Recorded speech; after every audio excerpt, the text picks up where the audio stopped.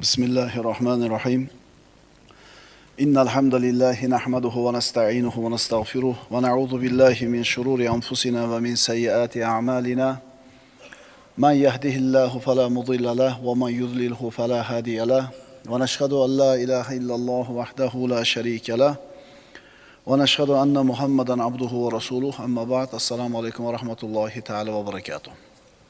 Saodatning sabablari deb nomlangan darsimizni bugun 26-si. 26-sabab arzimagan narsalar seni sindirmasin. Oliy himmat bo'l. Mayda narsalarga parvo qilma. Odam bolasi bor ekanki, uni o'y fikrlari, g'am tashvishlari bo'ladi.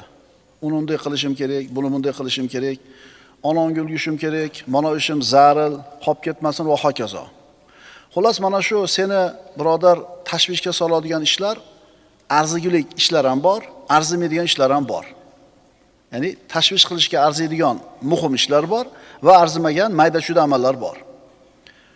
Ayrim odamlar ana shunday bir arzimas, mayda narsalar bilan aqllari band bo'ladi. G'am qilib kallasiga kiyib ko'tarib yurgan narsalar o'zi aslida bunga arziydigan ishlar bo'lmaydi. Ya'ni bu mayda narsalarni kallasiga ko'tarib yurgan odamlar himmati past odamlar deyiladi. Himmatsiz odam deyiladi. Bizni o'zbek tilimizda himmat desa faqatgina saxovat tushuniladi. Bu deydi oliy himmat odam desa, to'g'ri shu ehson qiladigan saxovat pesha odam tushuniladi. Lekin o'zi aslida himmat degan so'z nima o'zi himmat? Bir himmat qilib oling deydi. Bu degan ozgina ehson qilib oling deganida. Himmat degani oliy maqsadni oldiga qo'yishlik.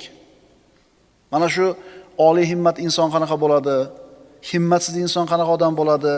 Pastkash odam qanaqa bo'ladi? Suhbat qilamiz. Agar sen birodar himmatsiz bo'lsang, himmating past bo'lsa, dunyoda baxtsiz bo'lishga tayyor turaver.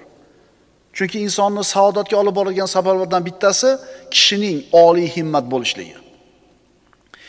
Eng himmati past odamlar bu munofiqlar bo'ladi. Bularning holati juda ham tushkun holat, juda ham bir razil holat. Mana Qur'onda Alloh taolo ular haqida nima deydi? Astagfirullah va qalu la tanfiru fil har. Rasululloh sallallohu alayhi vasallam Tabuk g'azotiga qo'shin jamlab, ana shu Rumga qarshi chiqmoqchi bo'lganida aytishdiki, bu issiqda urushga chiqmanglar. Rasulullohning orqasidan chiqishlik degan ulug' sharaf turganda, bular issiqda chiqishlik deb o'ylayapti. O'ylagan g'ami o'zini jonini huzur halovati. Ana shu g'azotga payg'ambarimiz da'vat qilganlarida shu munofiqlarning kattasi nima dedi? Izanli va la taftinni. Menga Madinada qolishga ruxsat bering ya Rasululloh. Men Banu Asfarni ayollarini ko'rsam fitnaga uchrab qolaman. Ya'ni ana shu Rumliklarning ayollari chiroyli bo'ladi, ayollarga ko'nglim bo'sh, ularni ko'rganda fitnaga kirib qolmay. Bahonani qarang. Xandaq kunida shu munofiqlar nima deyishdi? Inna buyutana awra va ma hiya bi awra in yuriduna illa firara. Musulmonlarning ro'parasida 10 ming kishilik qo'shin turibdi Xandaqning orqasida. Ularning ro'parasida turibdi musulmonlar. Orqa tomondagi Banu Qurayza musulmonlarga xiyonat aniq bo'lgandan keyin munofiqlar o'zini huzurini, halovatini o'ylab Rasululloh taoldan ketishlikni payiga tushib qolishdi. Nima deyishdi? Uyimiz ochiq edi. Orqa tomondan kelib qolmasin biroq. Holbuki ular ochiq sochiq emas edi, ular faqat jang maydonidan qochishni xohlashadi. Rasulullohda oldi oliy himmat odamlar qoldi, lekin himmatsiz bo'lgan munofiqlar orqaga qaytib ketishdi. Munofiqlar nima deyishdi? Naqsha an tusibana daira. Biz ustimizga bir musibat kelishidan qo'rqamiz. Ya'ni ular qiylanmasligi kerak. Ular payg'ambarimizga itoat qilishadi, ergashadi, qachonki ularga bu narsa qulay bo'lganda. Ya'ni musulmonchilikka amal qiladi, unga yoqqan paytida nafsiga. Nafsiga yoqadi, amal qiladi, nafsiga yoqmay qo'ysa, chekkaga surib qo'yaveradi. Ya'ni uni foydasiga hukm bo'lsa, islom qozisiga boradi. Agar uni foydasiga bo'lmasa, islom qozisiga bormaydi. Birodarlar, munofiqlar eng himmati past bo'lgan odamlar bo'ladi. Bu munofiqlar faqat o'zini huzur halovatini o'ylagan. Uyi, joyi, qorni qursog'i, huzur halovati. Tamom. Boshqa narsa yo'q. Biz oramizda ham shunaqa odamlar yo'q emas. Birovga foydasi tegmaydi. Birovning bir mushkulasini hal qilishga bir harakat qilmaydi. Jamiyatda bir foydasini o'ylash yo'q. Yo'q. Bunaqa ma'nolardan uzoq. Menga tegmanglar, men ham tegmayman. Men tinch qo'yinglar. Himmatsiz odam. Menga nima deydi-yu? Bo'lyapti mahallada noto'g'ri bo'lyapti, aroq sotilyapti, palonchi bir bezorlik qilyapti, palonchi buzyapti mahallani bolalarini.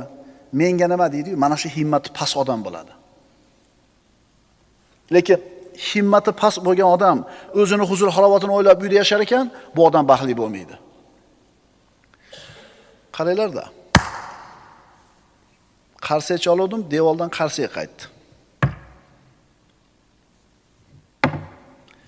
Sizdan qanaqa narsa chiqsa jamiyatga, bu borliqqa, shu borliqdan sizga shu narsa qaytadi. Tushuntira oladimi ukalar? Xudbinlik yaxshi narsa emas. Sal balandroq narsani mo'ljallash kerak. Mana shu oliy himmat bo'lish, mayda narsalar bilan ovora bo'lmaslik, yuqoriroq narsalarni maqsad qilib yashashlik insonni saodatli qiladigan omillardan bittasi. Siz jamiyatga yaxshilik ulashing, bu borliq sizga shu jamiyat yaxshilikni qaytaradi. Robbiz deb tushuning, siz borlig'ida ekanini shuni tushuning. Siz o'zingizni shukuringiz uchun, o'zingizni huzur halovatingiz uchun yashang, jamiyatdan sizga xuddi shunaqa narsa keladi. Tanishing yo'qmi? Manaqa qilish kerak. Tanishing yo'qmi? Manaqa qilish kerak. Senda yo'qmi? Senda yo'q. Nimaga yo'q? Chunki sen hech kimga foydang tegmagan seni. O'shuning uchun seni kiming yo'q? Jamiyatga foydasi tekkan bo'lsa, o'sha sizdan foyda ko'rganlardan foyda qaytadi aytdi-ku. Qarsiya choluvdingiz, qarsiya qaytdi. Shunday choluvdingiz, shunday qaytdi. Siz jamiyatga nima bersiz, jamiyatdan shu narsa qaytadi sizga. Banasiga chiqib yotsiz, birov ko'rgani ham bormaydi, chunki siz borgan emassizda. Hashar qilsiz, birov kelmaydi, chunki siz borgan emassizda biror hashariga.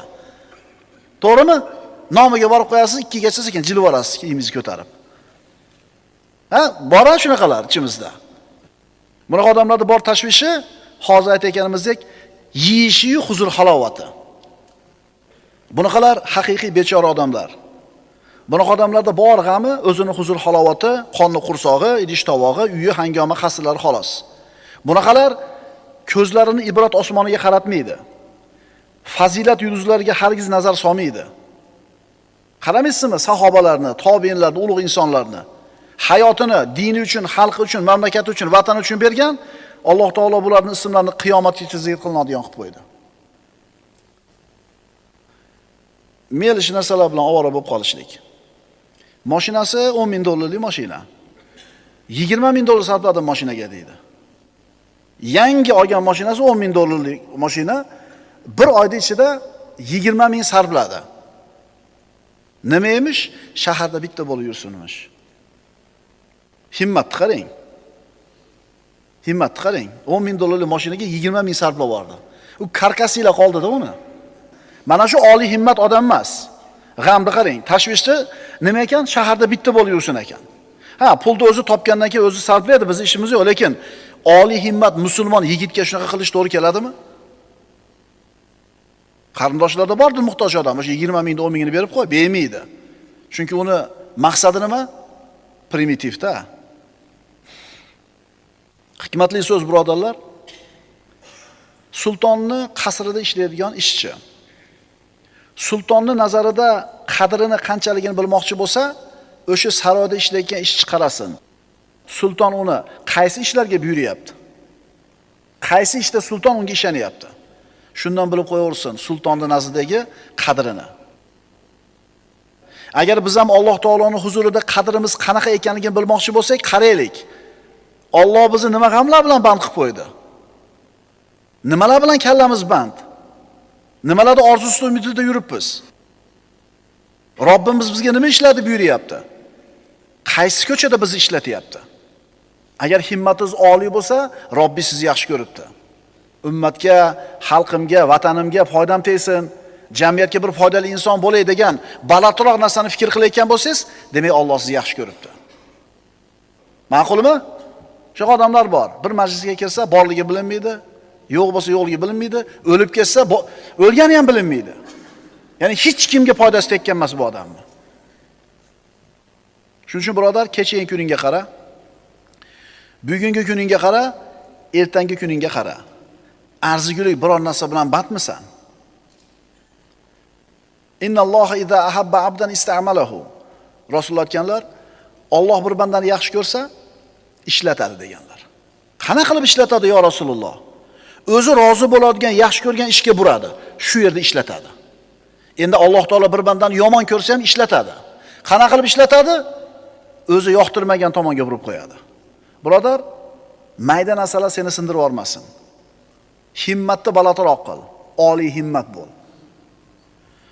Agar Robbing seni dinni xizmatiga burgan bo'lsa, xalqingni, vataningni, ummatingni xizmatiga safarbar qilgan bo'lsa, xursand bo'l. Robbing seni yaxshi ko'ribdi. Sendan yuz o'girmabdi. Chunki sendan Robbing yuz o'girganining belgisi bor. Hasan Basri aytadi, Alloh bir bandadan yuz o'girganining alomati uni befoyda narsalar bilan ovora qilib qo'yishidir. Befoyda narsa bilan kallasini band qilib qo'yadi. Demak, shu bandadan Alloh taolo yuz o'girdi. Birodarlar, oxirat hayoti talab qiladi va talab qilinadi. Dunyo hayoti ham talab qiladi va o'zi ham talab qilinadi. Kim oxiratni talab qilsa, bas dunyo hayoti uni talab qiladi, banda dunyodan rizqini to'liq qilib oladi. Endi kim dunyoni ila talab qilsa, bas u kishini oxirat talab qiladi, o'limi to'satdan kelib ushlaydi. Ulamolar aytishadi, odamlar bu dunyo matohiga qanchalar muhabbatli bo'lsa, hayotda shunga yarasha azob, g'am, qayg'uda yashaydilar. Oxiratni o'ylamasdan faqat dunyo matohi deb yashayaptimi? Muhabbati qancha qattiq bo'lsa dunyo matohiga, mayda-chuyda narsalarga qanchalar muhabbati qattiq bo'lsa, mashaqqati, azobi shunga yarasha bo'ladi. Shuning uchun birodar, saodatli bo'lmoqchimisan? Mayda narsalar seni sindirib qo'ymasin. Mayda narsalar bilan ovora bo'lib qolmagan. Mayda narsalar nima o'zi? Mashinasi chizilib qolibdi. Buraya aytdim, bu pul chizilib qoldi. Siqiladiki, u yog'i yo'q. Hak karaskalasa bo'ladi, to'g'rimi? Ya'ni agar sen shu dunyoni arzimas matohini asosiy maqsad qilib olgan bo'lsang, baxtsizliging shunga yarasha bo'ladi. Qalbing kerak emas arzimas narsalar bilan band bo'ladi. Hayoling har yoqqa sochilgan bo'ladi. Faqirlikdan qo'rqib yashaysan, zeb-zinat orqasidan quvib yurib yashaysan. Ishchi o'zini xo'jayinini oldida qadri baland bo'lishini xohlasa, bu ishchini tashvishi xo'jayinning buyrug'ini amalga oshirish bo'lishi kerak. Tushunarlimi? Xo'jayinning oldida qadr qiymatingizni ko'tarishni xohlaysizmi?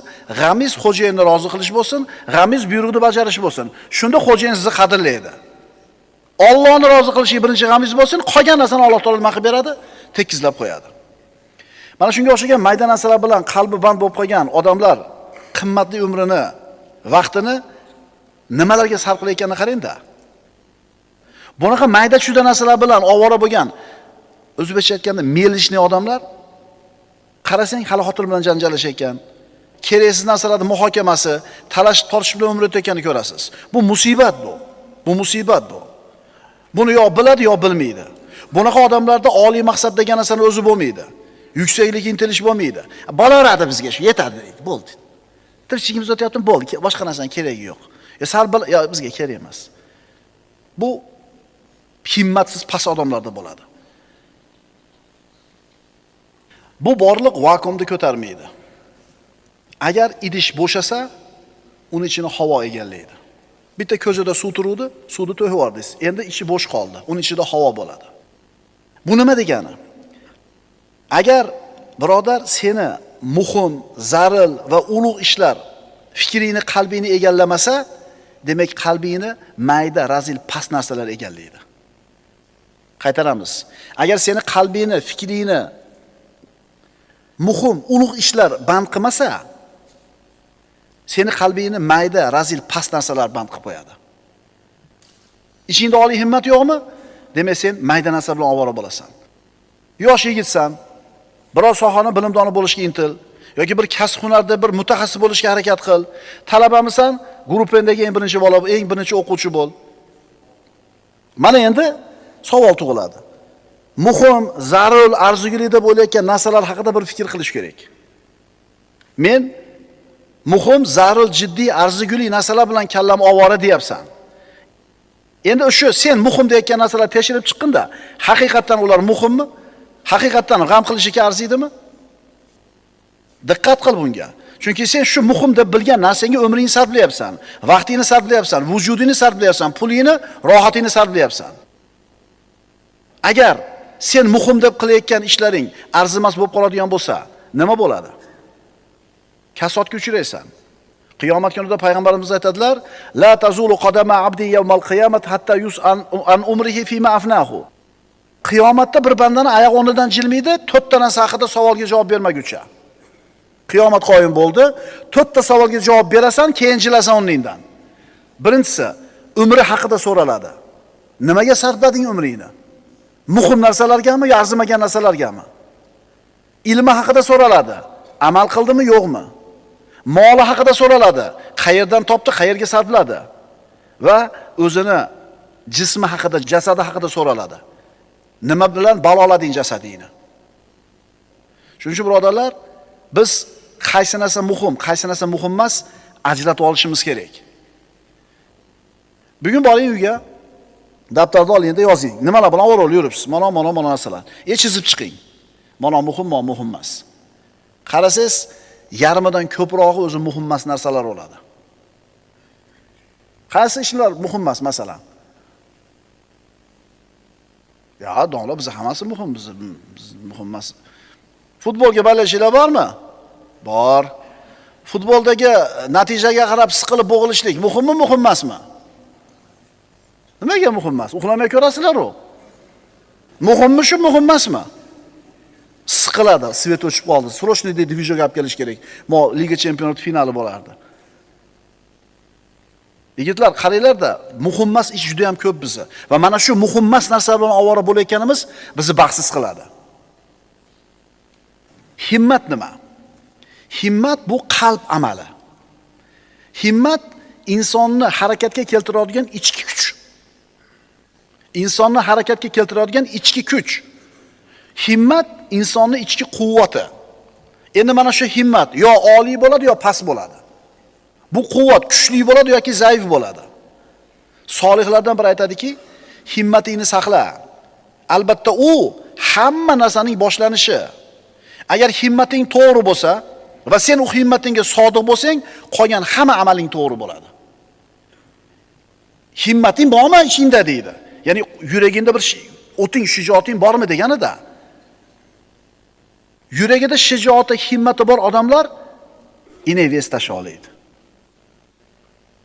Yuragida himmati, quvvati bor odamlar sport zalga postoyanli bora oladi. Himmati oliy bo'lgan insonlar bo'ldi, to'xtatdim dedi. Qorinni yarmi to'ldi, bo'ldi, to'xtatdim dedi. Oliy himmat insonlar qila oladi. Ya'ni ichki quvvati borda, aytdik yo'q, himmat nima desa insonni harakatga keltiradigan ichki quvvati, ichki kuchi. To'xtata olmayaptimi? Demak, himmati yo'q buni. Himmat degan so'z tushundinglarmi ukalar endi? Himmat faqat nima emas ekan? O'zi avvalambor o'g'li bolaga birinchi navbatda ibrat bo'ladigan odam bu uni otasi bo'ladi. Xususan bir 10 yashargacha o'g'il bola uchun eng birinchi odam ibrat, ota. Agar ota oliy himmat bo'lsa, shijoatli bo'lsa, shu bir g'ayrati, ichki quvvati bo'lsa, haligindan ko'ra o'rganadi. To'g'rimi? Yotadi ota. Oliy himmat inson qanaqa bo'ladi? O'sha mayda narsalar bilan ovora bo'lmaydigan odam. Oliy himmat inson bekor o'tgan umriga nadomat chekadi. Bugun o'tdi, bir pora Qur'on o'qiy olmadi. Bugun kun o'tdi, birovga bir yaxshilik qila olmadi, zikr qila olmadi, ibodat qila olmadi. Oliy himmat inson qanaqa bo'ladi? Past narsalarga ko'nmaydi. Ikkinchi sort bo'lishga ko'nmaydi. Doim birinchi bo'lishga intiladi. Boshqalar uchun xayol bo'lgan narsa u uchun yengil bo'ladi. Oliy himmat insonlar nodir bo'ladi. Ko'p bo'lmaydi bunaqalar. Payg'ambarimiz aytadilar: "Tajiduna nasa ka ibli mi'a." Odamlar xuddi 100 ta tuyaga o'xshaydi. Bir to'p 100 ta tuya. La yajidu rajulu fiha rahilatan. Mingani bitta rohilasini topa olmaydi odam deydi. Odam ko'p, lekin himmati bor ekan. Oliy himmat inson jannatdan boshqa narsaga rozi bo'lmaydi. Oliy himmat inson o'zini qadrini yaxshi biladi. Kibr emas, g'urur emas, o'zini qadrini biladi. O'zini xor qiladigan o'ringa qo'ymaydi. Oliy himmat inson o'zini obro'yini, o'zini sharafini, o'zini mehnatini ustiga quradi. Nasl nasabiga, dadasini avtoritetiga, palonchini jiyani ekanligiga emas. Tushunarlimi? Men palonchini o'g'liman. Men palonchini jiyaniman. O'sha odam himmati yo'q odam. Oliy himmat inson o'zini sharafini, obro'yini o'zining mehnatini ustiga quradi. O'zinikida. Dadasini puli bilan, dadasini obro'yi bilan obro' turganlar bor. Ferrari 18 yoshli yigit eshikni ochib olib oyog'ini tushirib o'tiribdi, kalitni o'ynatib. Hamma ko'rib turib 18 yoshli yigit Ferrari minib olibdi. Hamma qiziqyapti, qanaqa tijorat qilar ekan. 18 yoshda Ferrariga ega bo'libdi. Ferrari nech pul o'zi? Ferrarisi bor yo'qmi? Xullas eng qimmat sportli mashina, hoji aka. Uka, nima kasbingiz bor, nima ish qilasiz desa, o'g'ilman deyapti. O'g'ilman deyapti. Ya'ni boyda bolasida, dadasi menda o'zi hech kim emas-da. Bu oliy himmat inson emas. Bu dadasi ertaga o'lsa, dadasining puli yo'qsa nol bo'lib qolaveradi. Shuning uchun yigitlar, haqiqiy oliy himmat o'g'il bola men palonchini o'g'liman deb kelmaydi. U shunaqa o'g'il bolaki, dadasi kelib yuradi, men palonchining dadasiman deb. Shunday ish qilib qo'ygan, shunday yashab qo'yganki, oliy himmat yigit. Ota-onasi uni atini aytib faxrlanib yurishadi. Bormi shunaqa himmat yigitlar? Urug'i siz atingiz aytib faxrlanadigan qilib qo'ya olasizmi? Demak, oliy himmat inson o'zini sharafini, hurmat obro'yini o'zining mehnatini ustiga quradi. Nasl nasabiga, falonchini farzandiman deyishlik ustiga emas. Innalloha ta'ala yuhibbu ma'aliyal umur va yakrahu safasifaha. Rasululloh aytadilar, albatta Alloh taolo ishlarning eng oliysini yaxshi ko'radi, past razillarni yomon ko'radi. Birodar, oliy himmat bo'l. Hayotda seni past narsalar sindirib qo'ymasin. Unaqa mayda-chuyda narsalar bilan kallangni, qalbingni band qilma. Oliy himmat insonlar hamma ishida himmati baland bo'ladi. Ilm talabida ham himmati baland. Ibodatida ham, haqni talab qilishda ham, Allohga da'vat qilishda ham, kasb-korda ham hammadan oldin bo'lishga harakat qiladi. Oliy himmat insonlar. Endi insonni himmatini pasaytirib yuboradigan narsalar ham bor. Insonni himmatini ko'taradigan narsalar ham bor.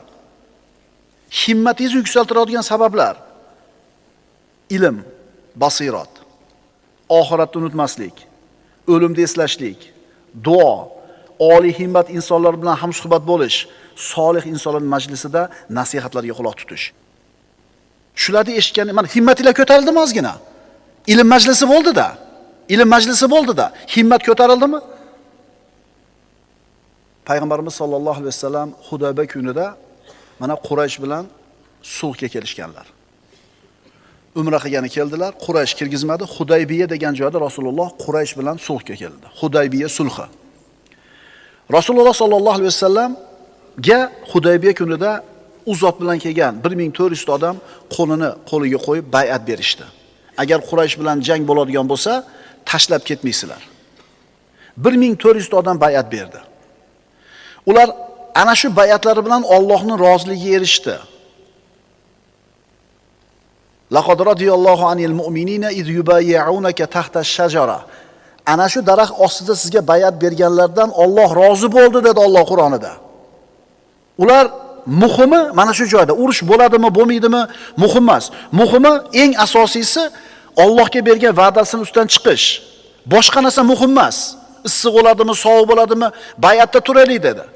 Ana shu 1400 odamning ichida bitta odam kelgan edi munofiqlardan. U bay'at bermadi. O'zini qizil tuyasi bor edi, tuyasini g'ami bilan yurdi, tuyasini orqasidan yurdi. Tuyasini yo'qotib qo'ymaslik kerak. Urush bo'lib ketadigan bo'lsa, tuyasi chiqib ketmasin qo'lidan. G'amni qarang. 1400 odam payg'ambarga bergan va'dasida turishlik g'am qilib turibdi, bu tuyasini g'amini qilyapti. Endi nima bo'ldi? Tarixda Rizvon bay'ati deb nomlangan mana shu bay'at tamom bo'lgandan keyin payg'ambarimiz aytdilar, mana shu daraxt ostida bay'at berganlar jannatga kiradi, hammasi, faqat qizil tuya egasi kirmaydi. Ko'rdingizmi? Tuyasini g'amini qildi, mayda narsani g'amini qildi, jannatdan mahrum bo'ldi. Ulamolar aytishadi, Allohni rozi qilaman degan bandaga himmat kerak, ilm kerak. Himmat nima qiladi? Himmat harakatga boshlaydi, yuksaltiradi. Ilm esa uni yo'lini to'g'rilab turadi. Oliy himmat insonlar uchun odamlar xayol qilayotgan narsa bugungi haqiqat bo'ladi. Odamlar, "O, bo'larmikin" degan odamlar turganda bu shu narsani qilib qo'yadi. Shuning uchun birodar, ishlaringni bir tekshirib chiq. Sen ular bilan ovora bo'lishingga arziydimi? Agar arzimaydigan ekanini topsang, ularni tasha. Shunda sen g'am tashvishlaring kamayib, o'zingni baxtiyor va xursand his qilasan. Saodatning 26-sababi arzimagan narsalar seni sindirmasin, oliy himmat bo'l.